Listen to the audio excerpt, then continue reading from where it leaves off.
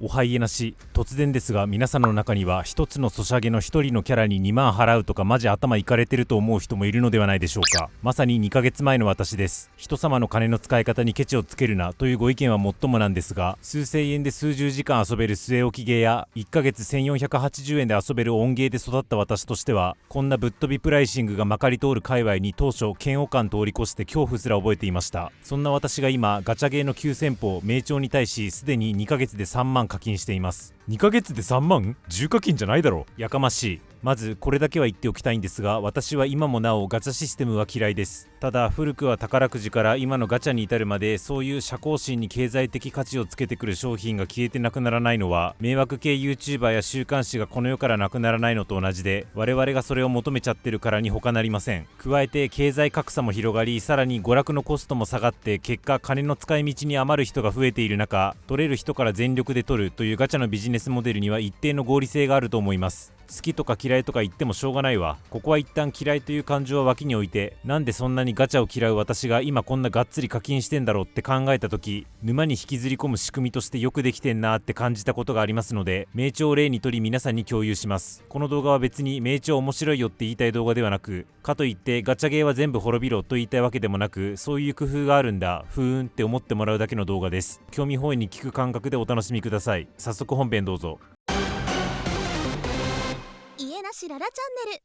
ガチャ嫌いの私がなぜ今10課金してんのか、その理由を3つに整理しました。このうち3つ目が一番でかいと思う理由なんですが、まずは1、2点目からご紹介させてください。1点目、こっちはシンプルで強制愛着ストーリーの存在です。他のガチャゲーがどこまで同じなのかは分かりませんが、名著はパッチごとにメインシナリオがリリースされるとともに、ガチャにて排出率が上がるキャラ、いわゆるピックアップキャラが新規に追加されます。で、メインシナリオはだいたいそのピックアップキャラクターがめちゃくちゃ活躍します。活躍のベクトルは様々で、ドスケベであったり可愛らしかったり不憫であったりするんですけど、いずれにせよこれまでに活躍していたピックアップキャラがほとんど出てこなくなる代わりに、その開示のピックアップキャラだけが大活躍し、結果メインシナリオが終わった頃にはそのキャラがパーティーメンバーにいないことに違和感を覚えるような強制的に愛着を芽生えさせるシナリオを体験します。これはこれで一度焦点当たったキャラが後続のシナリオでほぼ顔を出さない作りになるので、一回活躍したキャラが再推しになってもなかなか次活躍する機会を見られなくなるだとか、長期間かけて特定キャラの葛藤や成長を描くみたいなシナリオが作りにくい影響か、結果として登場キャラみんな老成しちゃってるなとか、個人的には物足りなさを感じる側面もなくはないんですが、そこは単発単発のシナリオの品質で殴ってカバーしていってる印象です。メインシナリオがキャラの営業を兼ねてるのは今となってはそらそうやろって感じなんですが、ガチャゲー始めた当初は新鮮に映ったのでした。重課金に落ちた1つ目の理由は以上です。2つ目、こっちが今回メインにお話ししたい方で、アンカーだらけの課金システムです。今から名著の課金システムについてご紹介しますが、先に言っておきますが全く理解しなくて OK です。まず名著ではリアルマネーで月相というアイテムを交換します。月相の交換レートは乱暴に言うと最初の2万ぐらいまではレートが良く、2回目以降はそれよりもレートが大幅に悪化します。月相はそれをもとに直接ゲーム内の成長用アイテムに交換することもある一方、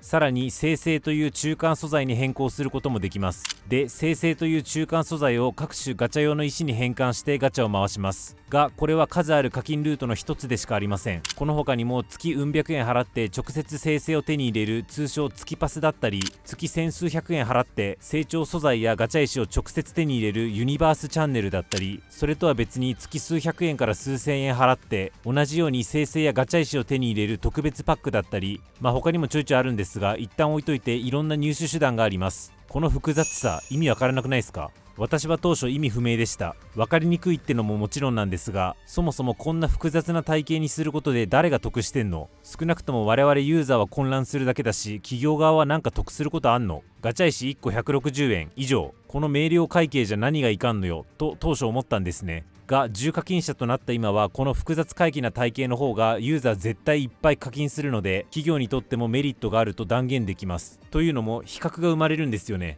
こう複雑な体系を見せつけられると、当然じゃあどれが一番お得なんじゃいと思い、攻略記事なり動画なり見て調べるようになります。で、今ここに示している課金ルートを課金効率がいい順に並べるとざっくりこんな感じになるんですが、こうやって並べられると、お、月パスめっちゃ効率ええやんってなるじゃないですか。その驚きは、月パスだけでこのゲーム楽しんでる俺賢いという謎の攻略した感に変わり、気がついたら月パス買ってる自分を肯定してるんですよね。しかしこれ心理学におけるアンカリングという典型的な認知バイアスの一つで、鬼クソ課金効率が悪い月相直買パターンを見せつけられた後に月パスの課金効率を見ると、なんかええやんってなってるだけで、その情報さえなければ本来は毎日気張ってログインし、結果ガチャ18連回す権利を得るのに610円の価値があるかっていう絶対的な基準で評価しているはずが、効率に格差がある複数の課金パターンを用意することで、一番効率が悪いパターンがアンカーになり、そことの比較という相対評価に持ち込まれ、結果として絶対評価の目線が持ちにくくなります。これ交渉術でもよく言われてるじゃないですか。人に案持っていく時にあえて2案持っていくことで、その案そのものが良いかどうかではなく、どっちがより良いかという土俵で評価させるやつ、それと似たような話なんじゃないかなと思います。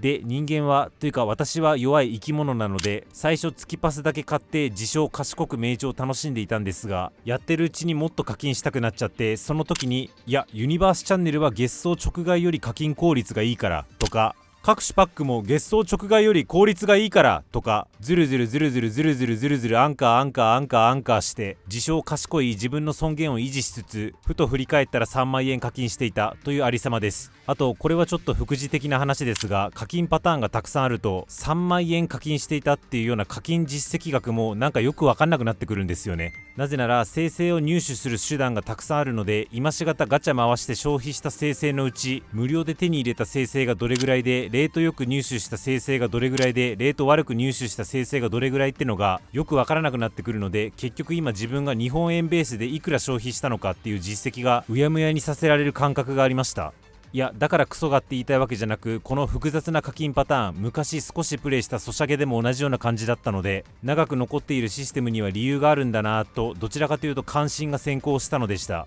このアンカリングが効いているところ、課金システムだけじゃなく成長システムのところにももう一箇所仕組まれているなと感じていまして、それが凸システムです。ガチャゲー知らん人に補足すると、こういうガチャゲーでは同じキャラを重複して引いた時、いやそもそも同じキャラ重複して出てくんなよと思うんですけど、それは置いといて、同じキャラが重複した場合、重複した方のキャラがアイテムに変換され、そのアイテムを元のキャラに使用する、いわゆる凸することによってそのキャラのステータスが大きく強化されます。何回凸しているかによって無凸とか1凸とかいう表現をし、名称の場合は6凸がマックスなので、6凸を俗に貫凸と言います。キャラ1体引くのに期待値だいたい1万3000円で、貫凸するためには最初にキャラを引くプラス6回凸、つまり合計7回キャラを引く必要があるので、1キャラ貫凸にだいたい10万弱ぐらい吹っ飛びます。マジで金持ちの諸行ですよね。で、今言ったシステムの中にさっき話したアンカリングの要素がどこにあるのかというと、それぞれ凸した時に強化される内容はキャラごとかつ凸回数ごとにバラバラなんですけど、総じてどのキャラにも言える大まかな傾向があって、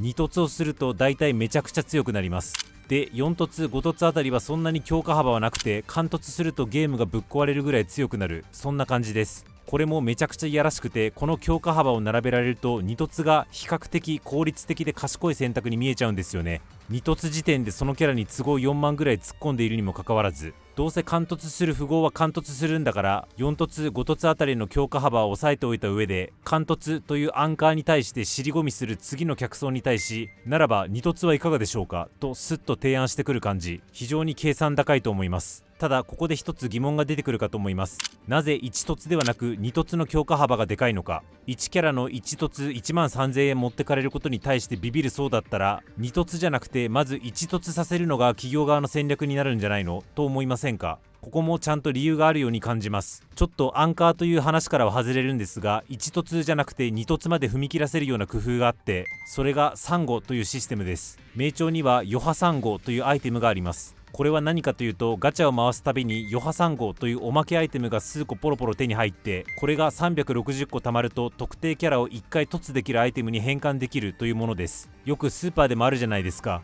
購入金額の 1% ポイント還元、1ポイント1円でキャッシュバックか、ただし1000ポイント貯まってないと現金化できませんよ的なやつ、あれと似たようなシステムですね。このシステムがあることでこんな感情に襲われるシーンがあります。あれ、ヨハサンゴ350個あるじゃん。ということはあと10個手に入れれば今持ってるこのキャラ1凸できるな。じゃあさらにガチャ回して自力でもう一回同じキャラを引けば、そのキャラを引いた頃にはヨハサンゴも溜まりきってるだろうから、自引きした1凸とヨハサンゴで交換した1凸分合わせてこのキャラ2凸できるじゃん。ガチャ回したろ、俺頭いいって感じですね。2025年8月2日の私です。こういう変数が1個増えるだけでそれだけあとちょっとでって感じるシーンが増え、それぞれがガチャへの誘引になるということ。ここまでご紹介してきたように、実際に重課金者に落ちた今だからこそわざわざ課金体系が階段状になっているのも、2凸が一番強く設定されがちであるのも、余波3号というシステムも全部その根底にはアンカーやあとちょっとでという考え方で芯が通っており、その存在意義よくわかるわって感じています。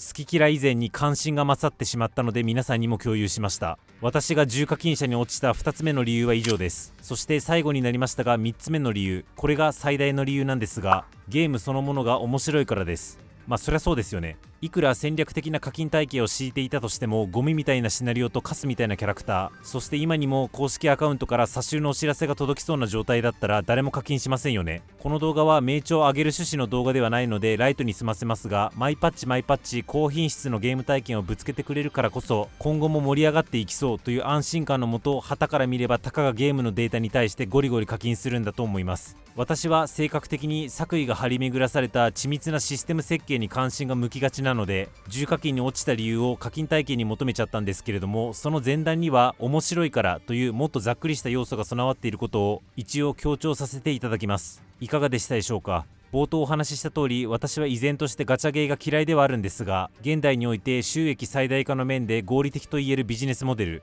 っていうことは、今後も面白ゲームのデファクトになるであろうモデルでもあるので、今後も面白ゲームを摂取し続けたいのであれば、憎しみの感情は置いといてガチャに向き合っていかなきゃいけないなと思っています。そうした時にガチャの仕組みや妙味を理解言語化しておいた方が、今後も適切な消費感覚でガチャに向き合えるかなと思ったのでこの動画を作りました。なのでどちらかというと自分向けに動画作った感じなんですが、単純に仕組みとしてよくできてんなと再認識できたので皆さんにもご紹介した次第です。この話が少しでも楽しく聞けたのであれば幸いです。動画の感想やガチャでぶっ破してしまった失敗談等あればぜひコメントください。家なしララは限りある時間で面白ゲームを最大限楽しむためのチャンネルです。今後作成する動画もお見逃しのないようチャンネル登録高評価よろしくお願いいたします。また動画化するまでもない日常オタク語りを X で表には出しにくい話やチャンネル運営話をメンバーシップで語っていますので、そちらのフォローも何卒おついえなし。